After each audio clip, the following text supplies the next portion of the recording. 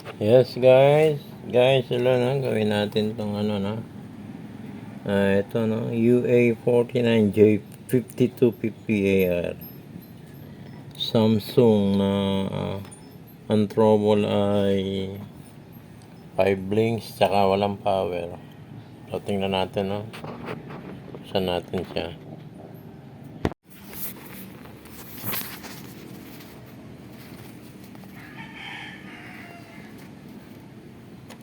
So guys, ito na. Buksan natin to no. Tingnan natin na.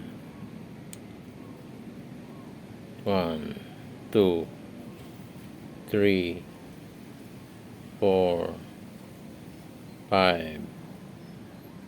5. Yun. Wala na siya, no? Pagka, ano, ng 5 niya, wala siyang backlight. So, meron siyang ilaw dito. Ito, yan. Meron dalawa yung ilaw niya. So, functional tong 13 volts niya dito, no? Papunta sa main board, meron siyang pakita ko sa inyo na mamaya, no? Ihawak ko lang tong board. And dito yung going down to backlight, wala siya lahat ng supply na pababa.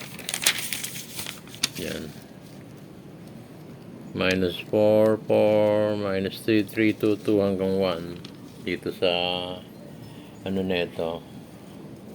Yan. So ito naman meron supply ng 13 volts. So yung supply niya, no. So ang pinaka ano nito, ito natin ha. Wait lang. So ito guys, measure natin ha.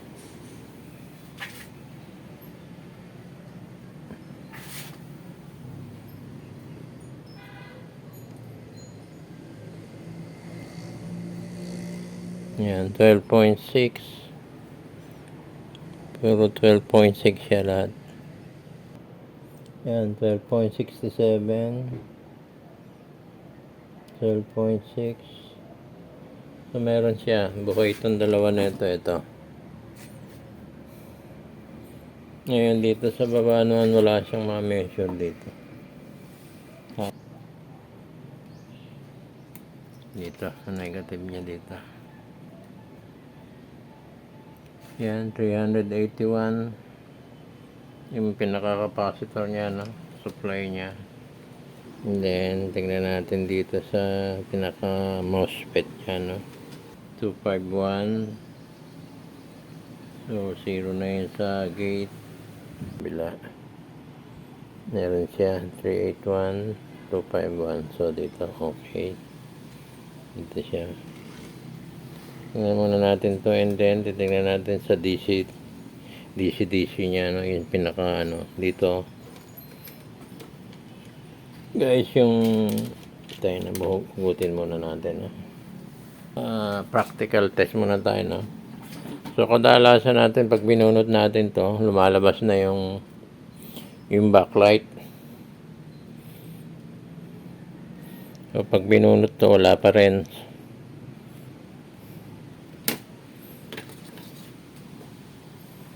Yan guys ha. So walang pakiramdam yung backlight. Supply niya.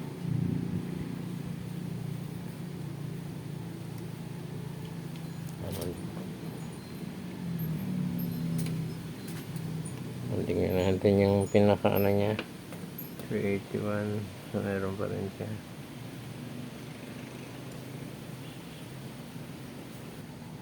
305.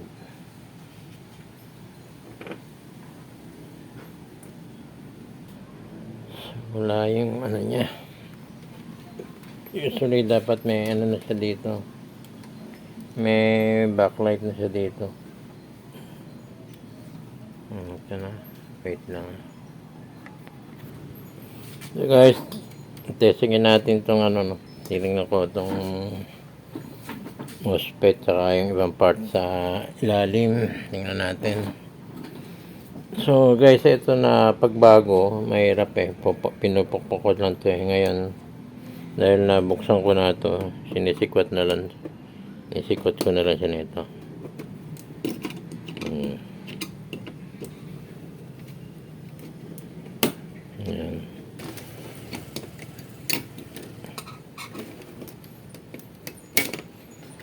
Okay. So guys, ito ang matigas dyan, itong dalawa na ito. So, inaano ko lang siya. Pero pag natanggal nyo ng one time, madali na. Sa una, medyo matigas eh. Malaban.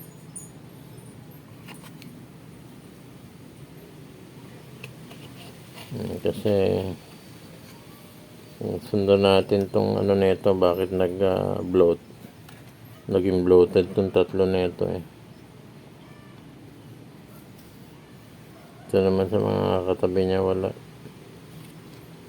Testing muna tayo ng mga diode. And then itong IC. Basta itong ano na ito. So, malamang nasa ano din to. Nandito sa ano niya, sa backlight niya. Tingnan ko muna itong board bago baklasin yung backlight. Tingnan natin itong ano, no? Baklasin natin itong ano na ito para makita natin yung backlight kung may tama o wala. So, ito guys, no? Madami naman nagbaklas na ito, no? Pero kanya-kanya tayong style. Dito lang naman, wala naman pagkakaiba, baklasin dito. Yung gitna muna ang baklasin dahil medyo malambot ang gitna. Sa gitna, parehas ako nag-umpisa tapos pinagsalubong ko dito sa kanto. Kasi itong kanto matigas eh. Pero ganun lahat yun. So medyo tanggal na to at pag pinakita ko napakatagal eh. Maingat kasi kung dito nakamatsyempoan tayo sa agad. So, pinatungan ko lang yung ilalim para medyong madaling silipin. And then, meron naman akong upuan tamang-tama. Meron akong adjustable na upuan na silip ko kaagad yung ilalim. Magkasano yung dito ko. Tambay. Yan. So, ito lang muna ang cover ang natanggal ko. Yan. Galin natin.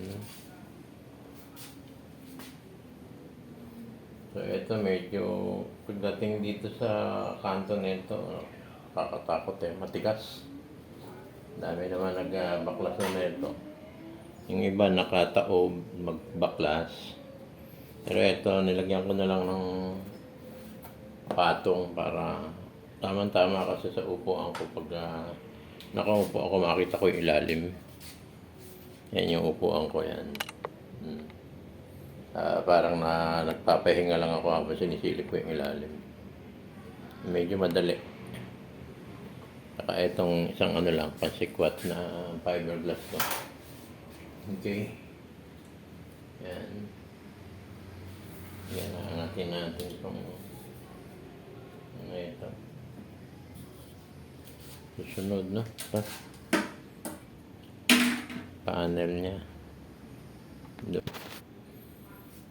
Okay, tanggalin natin ito. Ano?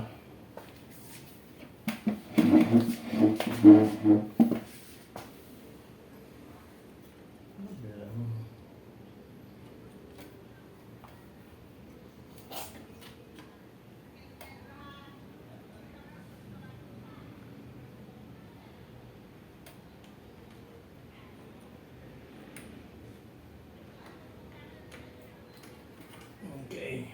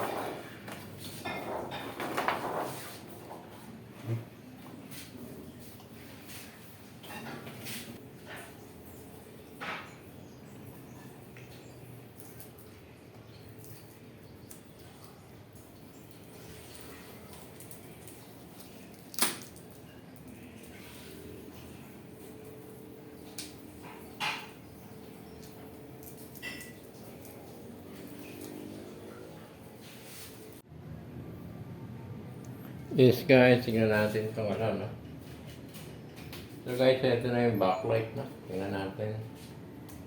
So, walang umilaw na backlight. Ito yung ano ko, no? Yung improvised na backlight ko, ito ang ginagamit ko. Tested na yan eh. So wala siya, negative pa siya, negative.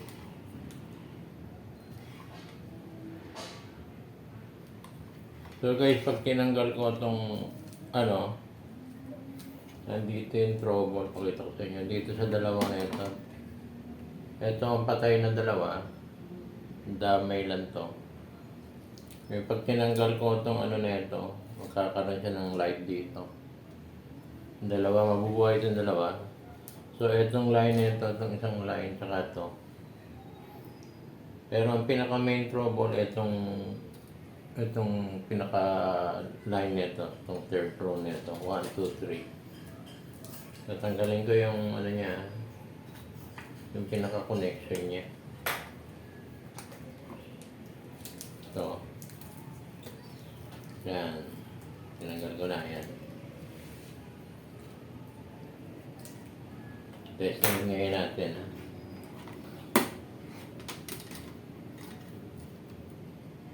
Ngayon, milaw. So, itong dalawang line na ito buhay. Ito talagang patay siya. Nandito ang short, dumadamay siya sa dalawa. Pati ito patay din. So, itong dalawang line na ito ang namatay.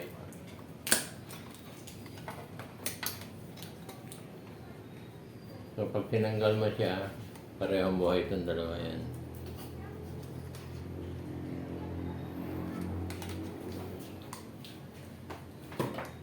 So, ito lang muna. At bibili pa tayo ng backlight, no? Medyo order pa tayo sa online. Matatagalan pa ito. Okay guys. Ito, pagkapalit na ito, tingnan natin kung uubra na.